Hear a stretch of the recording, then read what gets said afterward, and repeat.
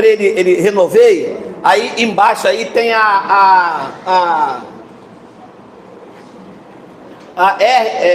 vê se está embaixo aí, porque mudou aí como o aplicativo tá aí RA, aí tu botou na outra aí, porque o pessoal entender lá, doutor, aí, olha, o tema dessa mensagem aqui, desta pérola, é isso aqui, ó, Evangelho da maldição, que é o que os crentes vivem. Quando eu ouvi isso pela primeira vez, eu disse, meu Deus, este homem aí coisou. Ué, porque eu estou na igreja para me ser abençoado, eu estou servindo o evangelho, eu estou seguindo o evangelho para ser abençoado, como ele tem a cara de pau? Esse homem é um herege. Não, eu não sou herege, se bem que a palavra herege, ela quer dizer aquele que se levanta contra os dogmas da igreja, e é exatamente o sentido da palavra herege, é esta, eu sou um herege, porque eu me levanto contra os dogmas da igreja evangélica. Paulo foi um herege, ele se levantou contra os dogmas do farisaísmo. O que os pastores pregam hoje é o farisaísmo disfarçado de igreja. É verdade. Então leia comigo, per favore, que eu falo em línguas. Capite? É vero, caríssimo. Todos quanto, pois, são das obras da lei, estão debaixo de bênção. Estão debaixo de quê? De maldição. Então, todas as pessoas que estão dentro da igreja evangélica e que elas ouvem o evangelho da lei de Moisés, disse Paulo, diz Geraldo, eles estão debaixo de maldição. Por quê? Porque está escrito que maldito todo aquele que permanece em todas as coisas escritas no livro da lei para praticá-las. Todos os crentes evangélicos, incluindo você que me vê na internet, eu não posso dizer que você é um abençoado, eu tenho que dizer a verdade de Deus, você é maldito. É o que está escrito ali, sim ou não? Sim. A palavra é esta. Eu não posso ser contra Deus. Eu passo por alguns crentes, hoje eu não passo mais, porque quando eles me veem, eles correm. Sabe que se bater comigo, de frente é lenha.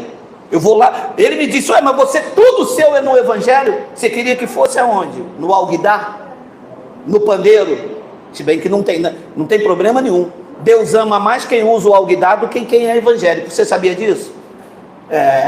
O evangélico é um ser maldito, ele está debaixo da lei. E para mim te explicar isso, eu preciso dizer o porquê. Por quê? Porque os crentes evangélicos não sabem que existe aqui dois tipos de evangelho. Os crentes não, Lázaro, os crentes não sabem disso. E eu ensino isso há 12 anos. José 31 está aqui, há 31 anos que ele ouve isso. Os crentes não sabem, porque os pastores não querem ensinar isto. Quanto mais debaixo da lei, mais medo de perder a salvação, mais diabo, mais dízimo. Quando você tira isso, o crente vive. Olha quantas pessoas estão aqui que não veio buscar bênção, não veio buscar a salvação, não veio lutar contra o diabo e tem a mente hoje livre, vive uma vida saudável. Então olha o que diz Gálatas, eu só estou lendo e abrindo os olhos, eu vou lendo e vou arrancando o véu, não vou acrescentando nada ao evangelho. É claro, diz que todos, o pastor da minha igreja está debaixo de maldição, é maldito. E é engraçado que quando você passa por ele, deixa eu concluir que eu fugi aqui, quando você passa, e aí varão, só vitória? Só vitória. Só vitória. Mas então quer dizer que se eu andar com você, eu vou ter esse tipo de vitória que você tem? Estou fora. Meu irmão, eu não ando com ninguém que está debaixo de maldição. No máximo, sento, converso, e tchau e benção, e se deixar, sai briga. Sabe o que dá vontade de bater? Dá. Você já conversou com alguém que não entende o evangelho da graça e que vive debaixo da maldição? Não, seja sincero, não tem problema não, a porta está fechada. Dá vontade de bater ou não dá? Dá. Dá mesmo, hein? Dá, é porque que não sei o que, o sangue vai subindo, meu irmão. O sangue vai subindo e ele... Mas a gente não pode bater. Então, Gálatas capítulo 2, versículo de número 6, preste bastante atenção, porque você tendo essa informação, você quebra o maior teólogo da igreja, quando você fala sobre esse assunto. Olha aí, olha aí, olha aí. E quanto àqueles, Paulo conversando com a igreja dos Gálatas, o apóstolo Paulo é o apóstolo da revelação da graça de Deus, e quanto àqueles que pareciam ser de maior influência, está falando de Pedro, Tiago e João, e eles eram os apóstolos, os colunas da igreja, né? Andaram com Jesus de Nazaré. Paulo perseguiu a igreja. Então, quando Paulo chegou, igual você chega hoje para falar do evangelho, você diz: quem é você? Estou na igreja por 30 anos. Há quanto tempo eu orei para você? Você é convertido porque eu te levei para a igreja, eu orava por você. Tu te lembras que eu botei a mão na tua cabeça e tu caiu no chão, você era um endemoniado? Eu que te quis dar baixar. Eis que de babachai, na língua enganosa, quer dizer eu que te converti. E quanto àqueles que pareciam ser de maior influência, olha, quais tinham sido outrora. Eles tinham influência antes de Paulo chegar com a revelação da graça de Deus, depois não. Então, antes de Paulo chegar, os apóstolos que eram os caras, diz que não me interessa, porque Deus não aceita a aparência do homem. Esses, e já estudamos centenas de vezes, esses ali são os apóstolos. Esses, digo que me pareciam ser alguma coisa, olha, me acrescentaram. Sabe por quê? Porque o que eles pregavam era a lei. Paulo saiu de lá. O que eles pregavam era o evangelho da circuncisão. Você vai ler comigo no próximo versículo. Foi exatamente isso que Paulo disse. O quê? O que vocês estão falando para mim não me acrescenta de nada, porque eu saí disso aí, eu estudei com Gamaliel, eu reputei tudo isso que vocês pregam como perda, como estrume, para poder viver Cristo. Eu abri mão de tudo isso. Vocês não estão me acrescentando nada, vocês não estão pregando o evangelho, do grego evangelho, novidade. Versículo de número 7, antes, pelo contrário, quando viram que o evangelho da incircuncisão me fora confiado, como a Pedro o evangelho da circuncisão, vamos parar aqui na pérola. Você imagina você chegar para um pastor da igreja, mostrar esse versículo, ele fica igual o thriller do Michael Jackson.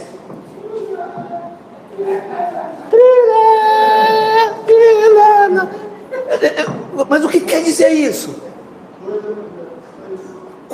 Você que é da graça de Deus, quantos evangelhos tem aqui? Quanto evangelho tem aqui? 2, né? Você sabe, mas pergunta o evangelho se ele sabe. Cutuca aí alguém aí, diz aí, eu te cutuco, te cutuco, te cutuco, te cutuco, te cutuco. Não sabe? Pergunta lá. Ei, aí do outro lado, pergunta o teu pastor aí se ele sabe o que quer dizer evangelho da incircuncisão e o evangelho da circuncisão. Mas já explica, evangelho da incircuncisão eram todos, a incircuncisão era aqueles que não praticavam a lei de Moisés, não passaram pela circuncisão. Em termos técnicos simples, não cortaram o negocinho. E o evangelho da circuncisão era o evangelho da lei de Moisés, que é o que as igrejas pregam aí fora, só que ignora o ponto da circuncisão, e ao invés de se tornar abençoados, estão malditos, porque praticam o ponto da lei, como o dízimo e o batismo, mas não praticam a circuncisão. Paulo estava dizendo, a mim foi confiado o evangelho da incircuncisão, não precisa praticar nenhuma cerimônia. Era isso que Paulo pregava. E Pedro pegava o evangelho da circuncisão. Tinha que cumprir 613 mandamentos da lei de Moisés. Se tropeçasse em um, era culpado de todos. A igreja nunca, a chamada igreja evangélica nunca vai entender isso. Ponto número 1, porque não nasceu para ouvir isso. Ponto número 2, porque vão para a igreja fazer negócio e não conhecer o evangelho. Todas as pessoas que você mostra a verdade do evangelho, sabe o que ela diz?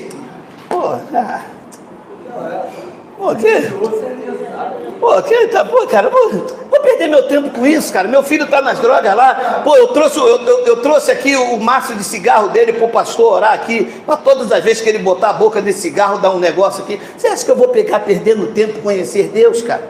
Eu vou aqui, levo lá meu cigarro lá, o pastor pega o cigarro, ora para o menino botar na boca e sentir gosto amargo? Então isso não é pastor, é feiticeiro?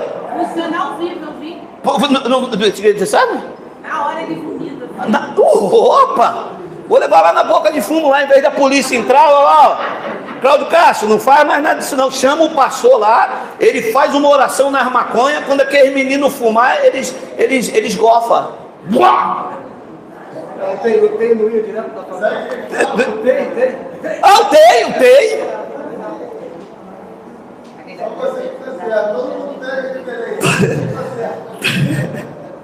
Todas as pessoas, meu irmão, que vivem debaixo da lei de Moisés estão debaixo de maldição. É uma vida triste. Você vê demônio no marido, você vê demônio na mulher, você vê demônio na caixa d'água. Eu postei no meu canal lá olha, meu irmão, é por isso que eu falo que dá vontade de bater. Sabe o que ela diz?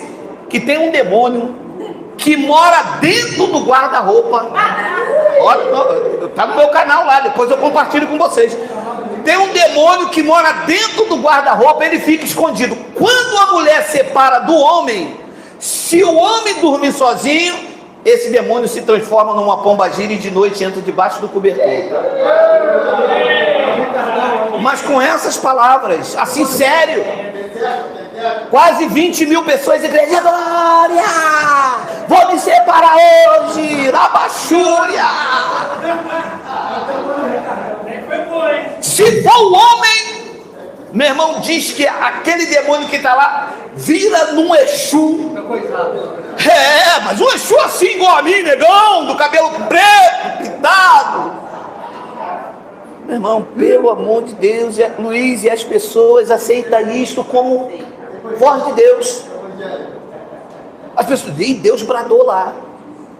Sai disso. Gálatas capítulo 5, versículo de número 11. Olha essa palavra aqui, olha. Eu, porém, irmãos, ali é Paulo. Eu, porém, irmãos, falando da igreja dos Gálatas, se ainda prego a circuncisão, a lei de Moisés, o dízimo, o batismo, a circuncisão era o ponto principal da lei. Para você ser aceito na comunidade, você tinha que circuncidar. As mulheres não eram contadas na lei. A Bíblia Sagrada é um livro, machismo em especial, que diz respeito ao judaísmo. Você vê que o Oriente lá, as pessoas são assim, sair na rua, até hoje, né? Se uma mulher sair na rua sem a burca, ela é estuprada com aval. Até pouco tempo atrás, era que elas foram liberadas aí no estádio de burca. Então a Bíblia é um livro assim. Por quê? Porque cuida do judaísmo. Quando Jesus estava fazendo um milagre, que a mãe dele chegou lá, eles disseram, a tua mãe está aí. Sabe o que ele disse? Vou correndo abraçar a mamãe. Foi isso? Ele disse, não, senhor, a minha mãe e o meu pai são aqueles que fazem a vontade de Deus. Quando ela estava lá aos pés da cruz, e que ele estava lá, ela chorando, sabe o que ele disse? Minha mãe, eu te amo, eu choro. Ele disse isso? Sabe o que ele disse? Mulher, por que tu choras? Eis aí o teu filho. Eis aí o teu Tiago. Eu não. Então a Bíblia trata disso. E aqui diz assim, eu, porém, irmãos, se ainda prego a circuncisão, por que então continuo sendo perseguido? Logo, está desfeito o escândalo da cruz. Pegou? Se Paulo pregasse a circuncisão, aquilo que Cristo fez na cruz estava desfeito. Então, se eu prego a circuncisão, se eu pregar o dízimo, o que Cristo fez na cruz está desfeito. Se eu mandar você batizar nas águas, o que Cristo fez na cruz está desfeito. Se eu pedir para você fazer uma vigília, pagar um preço, ir ao monte, fazer o que Deus fez, logo aquele sacrifício na cruz está desfeito. 1 de Coríntios capítulo 1, versículo 17, agora 10. Porque, volta o 16, é porque eu não gosto que fica assim meio assim. Volta o 15, meio coisado. Volta o 15. Volta o 14. Dou graças a Deus porque a nenhum de vós batizei, exceto Crispo e Gaio. Ora, então Paulo batizou o Crispo e Gaio, batizou que Paulo era judeu. Você sabe que Paulo era judeu. Se você falar para mim assim, Geraldo, eu só ouço o evangelho da graça de Deus se você me batizar. Como eu sei que isso não faz efeito nenhum, eu te batizo até com cuspe. Até com cuspe eu te batizo, porque isso não tem efeito nenhum. Para você ouvir o evangelho, Paulo disse: me fiz de forte para com os fortes, me fiz de fraco como os fracos, como se estivesse debaixo da lei, embora eu não estivesse na lei. Tudo faço pelo escolhido. Batismo nas águas não lava crente nenhum. O crente já nasceu nesta terra lavado, regenerado, sem ruga, sem mancha, sem mácula e sem defeito. Está escrito no evangelho? Amém ou não amém? Amém. Mas se vivem isso aí? Não. Porque graças a Deus, olha, graças a Deus que diz assim, ufa, que não, porque nenhum de vós batizei, exceto Crispo e Gaio. Eu acho que ele fala da casa de Estefanas quando passou. Não. Para que ninguém diga que fostes batizados em meu nome. Versículo de número 16. Sim, batizei também a casa de Estefanas. Além destes, não me lembro se batizei algum outro. Versículo 17. Porque não me enviou Cristo para batizar, mas para pregar o evangelho. Não com sabedoria de palavra. Leia. Para que não se anule a luz de Cristo e parar de novo na pérola. Não é um jogo de palavra, é para que a revelação salte aos seus olhos. Se eu batizo nas águas, está anulada a cruz de Cristo. Se eu não batizo nas águas, é o evangelho que eu prego. Pegou ou não pegou? Pegou. O que os crentes fazem? Batiza nas águas, está anulando a cruz. Por quê? Romanos 6,3, olha lá. Romanos 6,3, olha que lindo. Ou porventura ignorais que todos nós que fomos batizados nas águas batismais da igreja. Fomos batizados aonde? Na cruz. Nós fomos batizados na cruz. Se eu batizo nas águas, Paulo disse, está anulada a cruz. Então aqui o Senhor não batiza. Se for para você ouvir o evangelho, agora esse purifica, hein? Esse batismo do cuspe, meu irmão, se for pouco eu junto na areia, faço lodo, a quantidade de cuspe eu passo no cabelo, passo nos olhos, e você sai purificado. Aí sim você vai cantar, purifica-me. Romanos 6,3, se batizar nas águas, anula. Romanos 6,3, vocês estão perfeitos no Espírito. A igreja quer tratar da carne. Rápido para tratar, que já passamos da hora. Quando você vai daqui, e eu já fui na casa de alguns irmãos, eu uso o GPS. Eu não sei aonde é. Não é isso que você faz? Todos fazemos aqui? Você usa o GPS. O GPS tem a finalidade de te levar ao local exato. A igreja leva ao crente, a finalidade deveria levar ao crente em direção a Deus, embora isso não precise, mas em direção ao conhecimento de Deus, em direção a uma vida cristã. O que a igreja faz? Ela liga o GPS, Quando você está perto de conhecer a Deus, Ele faz uma nova rótula, Ele faz o retorno e traz para o homem. Você vai,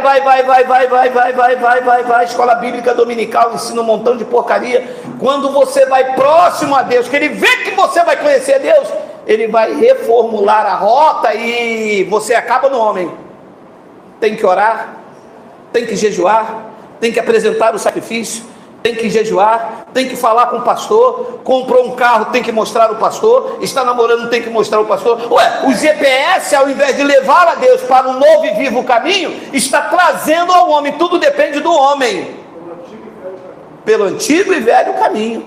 E nós aqui, o povo da graça de Deus, aprendemos a depender somente de Deus, o autor e o consumador da nossa fé. Muito obrigado pela atenção aí.